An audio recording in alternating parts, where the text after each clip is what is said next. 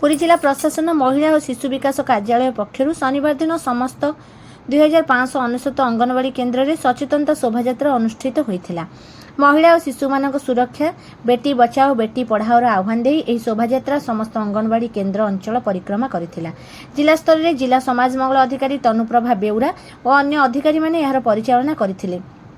समाज रे झियो और पुओ उभयंकर अवदान रही। झियो को उपयुक्त भाव सुरक्षा देले और पढ़ाइले से मध्य समाज रे जणे जणे संबल होई उभा हेबे। तेणु प्रत्येक व्यक्ति को शिशु विशेषकर झियो मान सुरक्षा लक्ष्य सचेतन कराइबा एही शोभायात्रार उद्देश्य बोली समाज कल्याण अधिकारी श्रीमती बेउरा सूचना देइथिले। अपरपक्षे जदि कौनसी क्षेत्र में असदाचरण भली से भली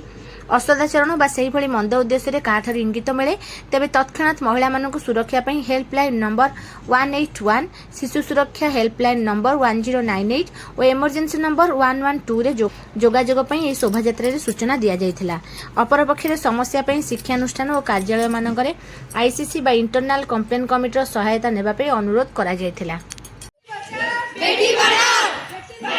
बेटी पढ़ाओ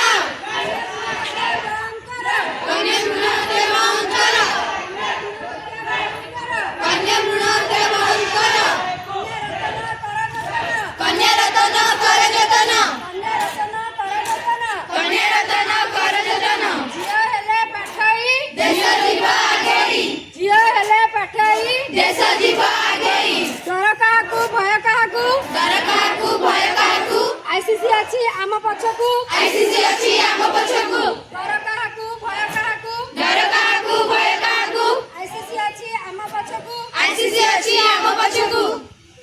समस्या थिबा जेउठी समस्या थिबा जेउठी 181 सेइठी 181 सेइठी समस्या थिबा जेउठी 181 सेइठी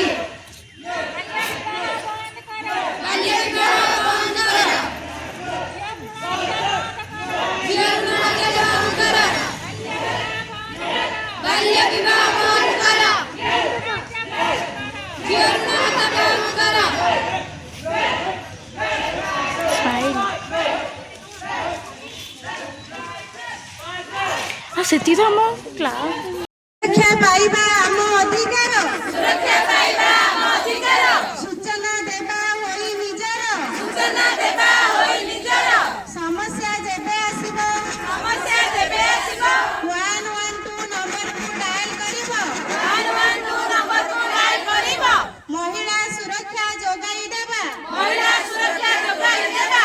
181 नंबर को फोन करिबा 181 नंबर को फोन करिबा शिशु सुरक्षा को गुरुत्व देबा शिशु सुरक्षा को गुरुत्व देबा 1098 को फोन करिबा 1098 को फोन करिबा निजକୁ असुरक्षित जेबे भाबिबा निजको असुरक्षित जेबे भाबिबा आईसी कमिटी रो साहाय्य नेबा आईसी कमिटी रो साहाय्य नेबा समस्या आसिले होइबा एक शिशु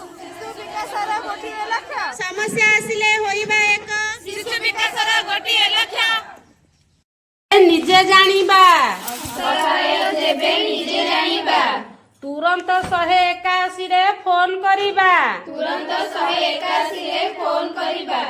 शिशु पाइले निर्यातना शिशु पाइले निर्यातना 1098 तार आश्वासना 1098 तार आश्वासना समस्या हेबो जेउठी समस्या हेबो जेउठी 112 अछि सेठी 112 अछि सेठी बेटी बचाओ बेटी पढ़ाओ बेटी बचाओ बेटी पढ़ाओ।